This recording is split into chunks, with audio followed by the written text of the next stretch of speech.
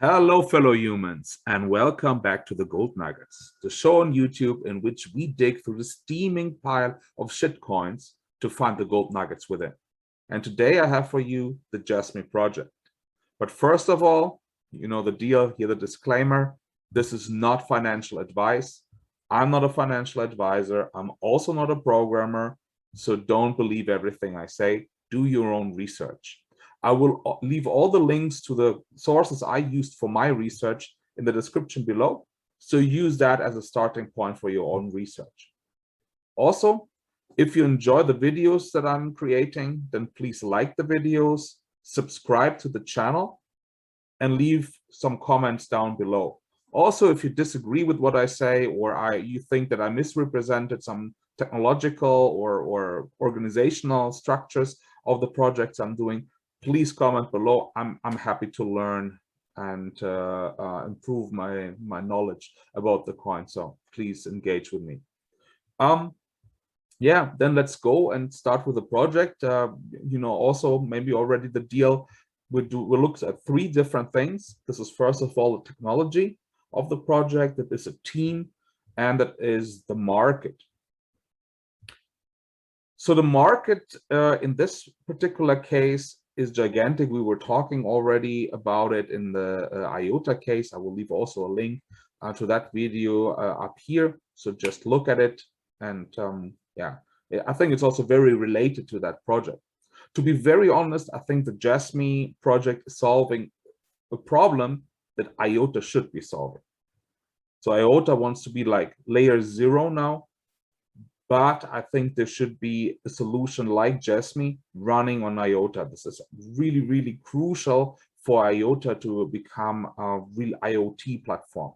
I'm not sure if they want that anymore, but yeah, other people are working on it, and I think they do great progress.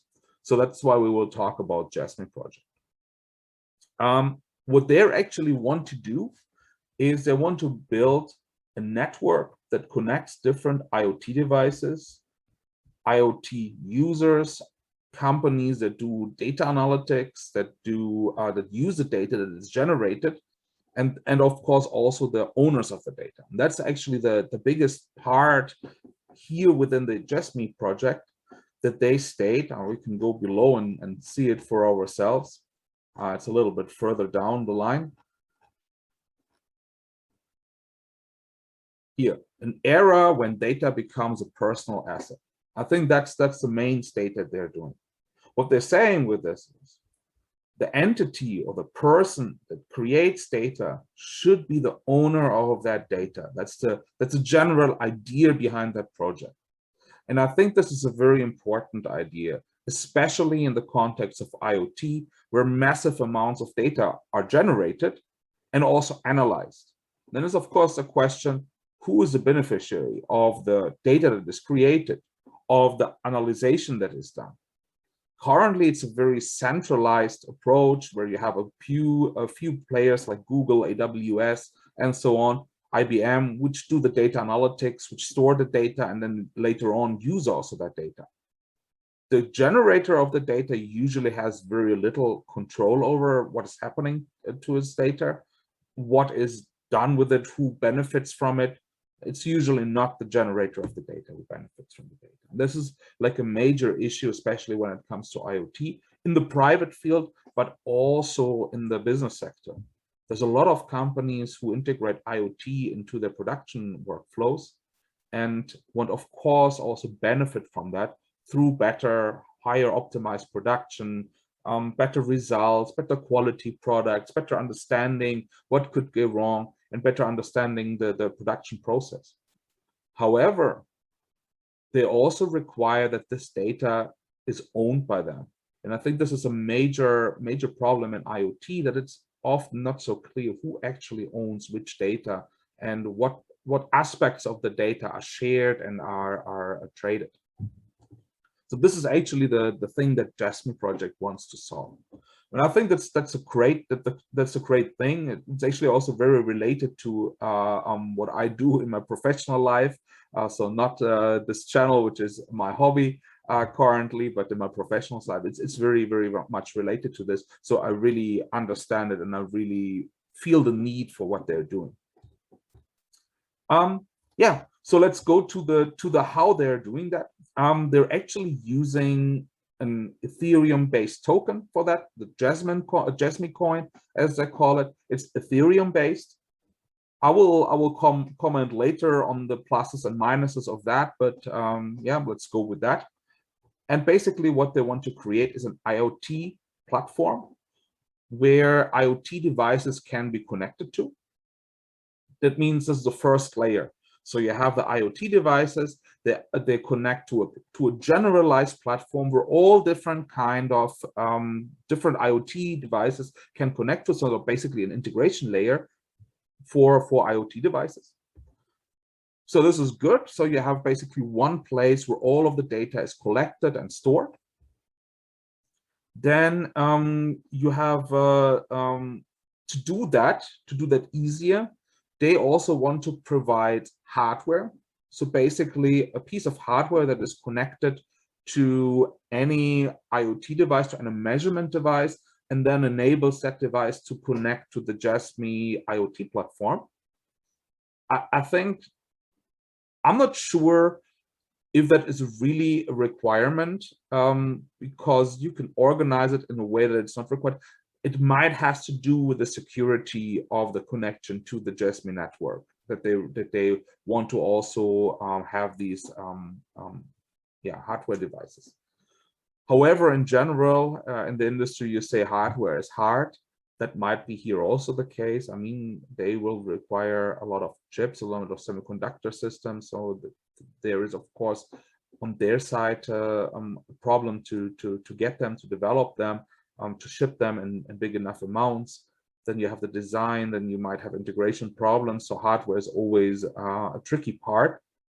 If they solve it, that would be amazing, because then you basically can enable every measurement device. So it doesn't necessarily then has to be a IoT device already. It can be any even classical measurement device.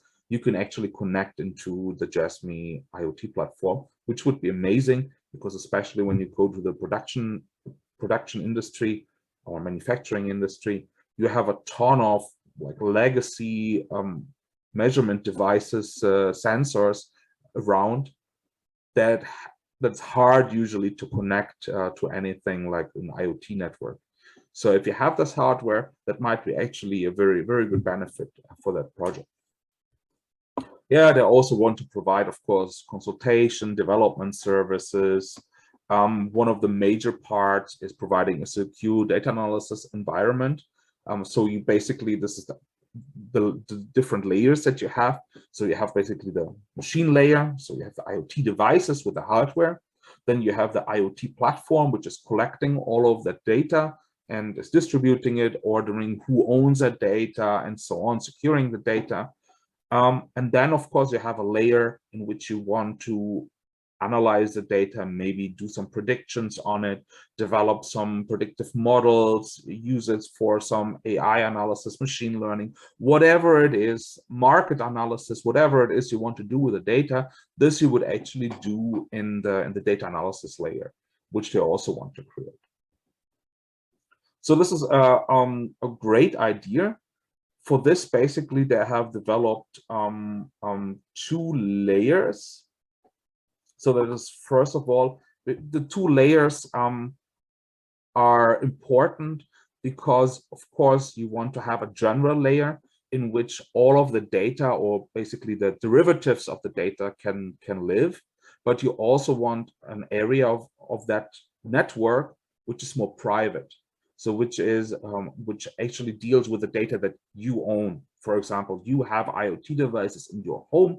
So you want to have like a secure environment in which the data of these IoT devices is collected, and it's clear you have only control over that environment, or whoever you choose can have control over that environment, but it's basically a locked environment. So this is what they call the smart guardian. So this is like a separated part of their environment, which is only belongs to the generator of the data, to the owner of that environment. This is great because that allows you to do already some things with the data before it hits even the general market or the public. And then the second layer is the secure knowledge communicator. This is basically where all of the, let's say, derivatives of the data live, where all of the value is created from that data, basically.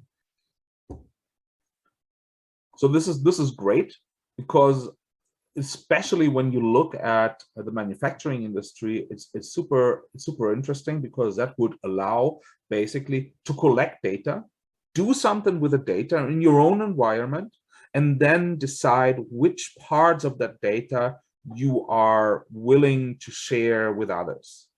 So there might be some parts of the data which you are not, which maybe are close to your core IP, or you think that they are, it would be bad, for example, if your competitors get this data. But there's also some data which might be valuable for a lot of people, but which doesn't have really value, or you don't worry too much to share that data. And that's great because you have these two different environments which you basically can separate that.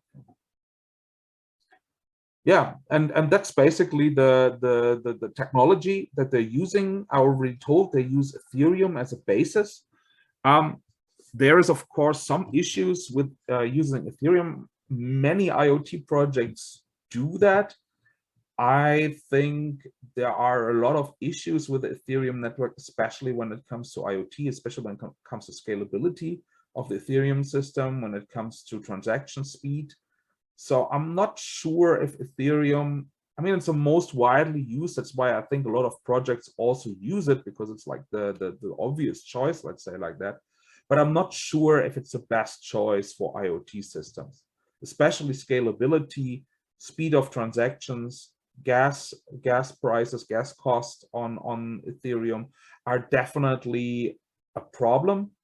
So with that said, I know that there are other solutions like IOTA, for example. There's a Polkadot, there is Cardano. So there are a lot of different options which this could be run on.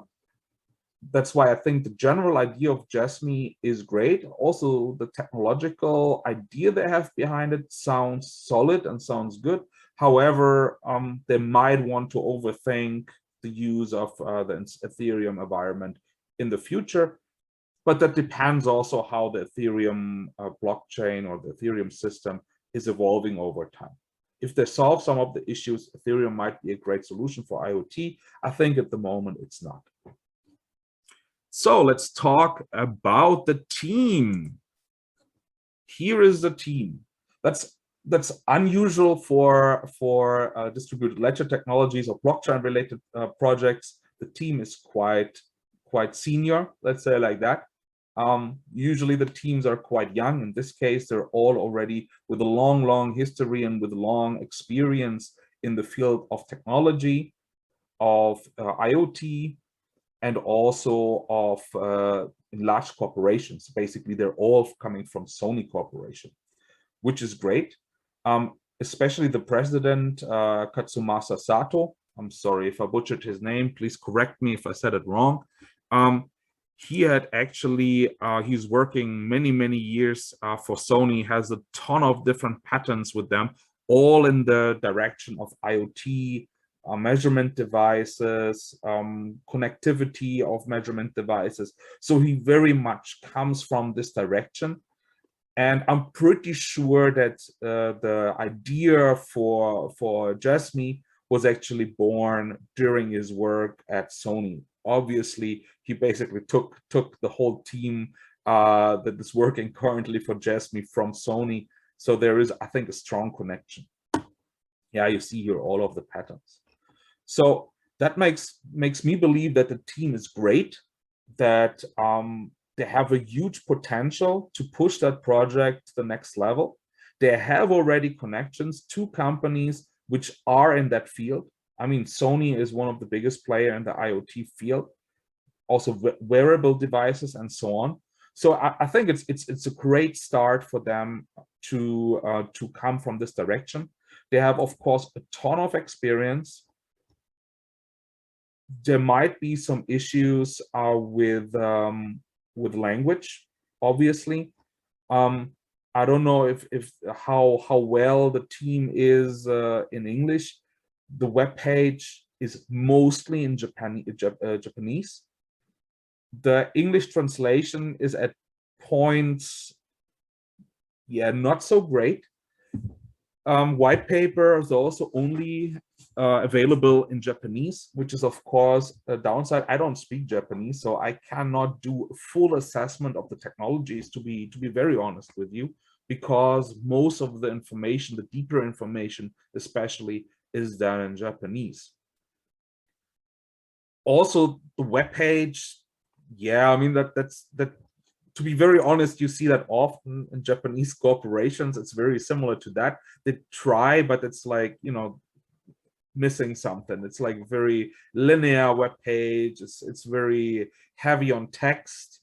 So it's very technical web page, but the design is quite poor, I would say. So the same is on marketing. They have a Twitter account. They're also twittering a lot. However, it's all in Japanese.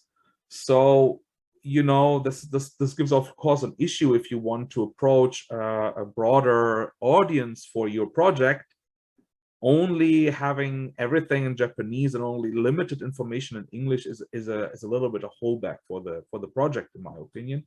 So I hope they will work on that and they will improve upon that. Because to be honest, I think it's a great project. It's a great idea. It's a great team.